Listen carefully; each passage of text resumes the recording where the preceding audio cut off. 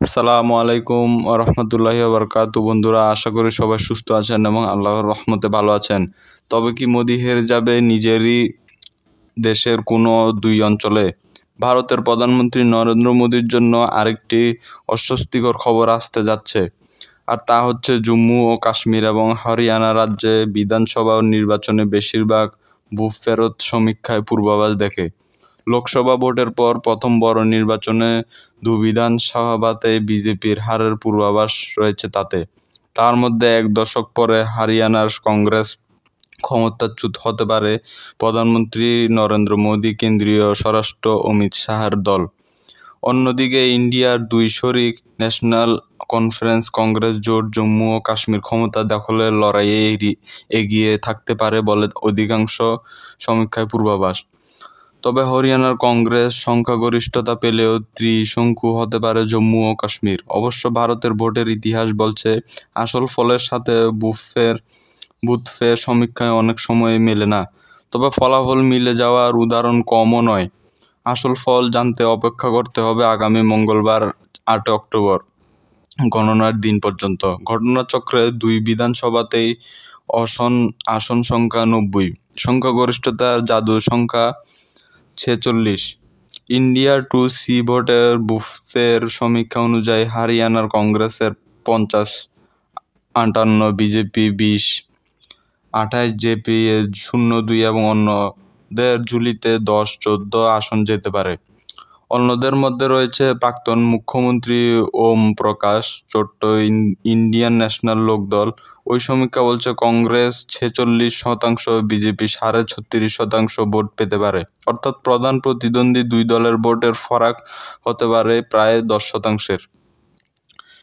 ABP নিউজে প্রকাশিত people's pulse বুথফের সমীক্ষায় ফল বলেছে, হরিয়ানা বিধানসভায় 90টি আসনের মধ্যে কংগ্রেস 49-61, বিজেপি 20-32, প্রাক্তন মুখ্যমন্ত্রী ওম প্রকাশ চৌটালার 2-3, অন্যরা 4-5 আসনে জিততে পারে। অন্যদের মধ্যে রয়েছে প্রাক্তন উপমুখ্যমন্ত্রী ধুমসত চৌটালার জননায়ক জনতা পার্টি জেজেবি। কেন্দ্রীয় অঞ্চল জম্মু ও কাশ্মীরের 90টি বিধানসভা আসনের মধ্যে 47টি কাশ্মীর উপত্যকা এবং 43টি জম্মুতে রয়েছে। ইন্ডিয়া টু সি ভোটের পূর্বাভাস। জম্মুর 43টি আসনের মধ্যে ন্যাশনাল কনফারেন্স এনসি কংগ্রেস জোট 11-15, বিজেপি 27-31, পিডিপি 02 এর অন্যান্য প্রার্থীরা 01টি আসনে জিততে পারে। কাশ্মীর উপত্যকায় 47টি আসনের মধ্যে এনসি কংগ্রেস জোট 29-33, পিডিপি 6-10, বিজেপি 01 এবং অন্যান্য 6-10টি আসন পেতে পারে। রাজনৈতিক পর্যবেক্ষকদের একাংশের মতে অন্যদের মধ্যে বারামুলার এমপি ইন্ডিয়ার রশিদের আওয়ামী লীগ ইত্তেহাদ পার্টি এবং জামাত ইসলামী নতুন জোট ভালো ফল করতে পারে। আসন জিততে পারে সাজ্জাদ লোহেন পিলস কনফারেন্সও। ভোট পরিবর্তিত পরিস্থিতিতে যার সুফল পেতে পারে BJP. Republic Gulistan news booth ফেরত সমীক্ষা পূর্বাভাস। জম্মু ও কাশ্মীর ত্রিশঙ্কু হতে চলছে।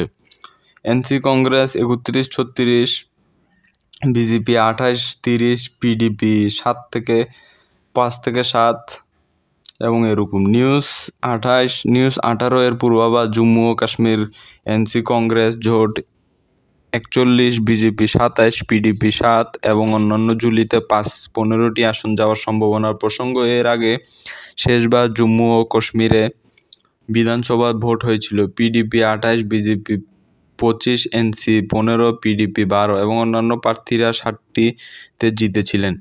এক দশকের ব্যবধানে অবশ্য পূর্ণ রাজ্য থেকে কেন্দ্রশাসিত অঞ্চলে পরিণত হয়েছে কাশ্মীর। নরেন্দ্র মোদী সরকার 2019 সালে 5ই আগস্ট কেন্দ্র সংবিধানে 370 নম্বর অনুচ্ছেদ বর্ণিত জম্মু কাশ্মীরের বিশেষ মর্যাদা লোপ করেছিল।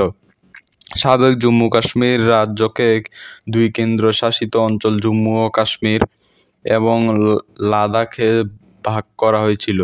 2014 অবিভক্ত জম্মু ও কাশ্মীরে 87টি আসন ছিল।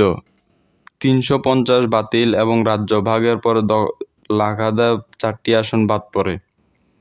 কাশ্মীর জানিয়েছে 2011 সালে জনসংখ্যার ভিত্তিতে আসন বাড়ানোর সিদ্ধান্ত নেওয়া হয়েছে, যদিও অভিযোগ উঠেছে উদ্দেশ্যপ্রণোদিতভাবে হিন্দু প্রধান জম্মুতে মুসলিম প্রধান কাশ্মীর উপত্যকার তুলনায় বেশি আসন বাড়ানো হয়েছে। সূত্র আনন্দবাজার পত্রিকা। তো বন্ধুরা, আজকের ভিডিও এই পর্যন্ত। আশা করি আপনাদের ভালো লেগেছে। যদি ভালো লেগে থাকে ভিডিওটি লাইক করুন এবং নিজের মতামত দিন এবং চ্যানেলটি সাবস্ক্রাইব করে পাশে থাকুন। ধন্যবাদ।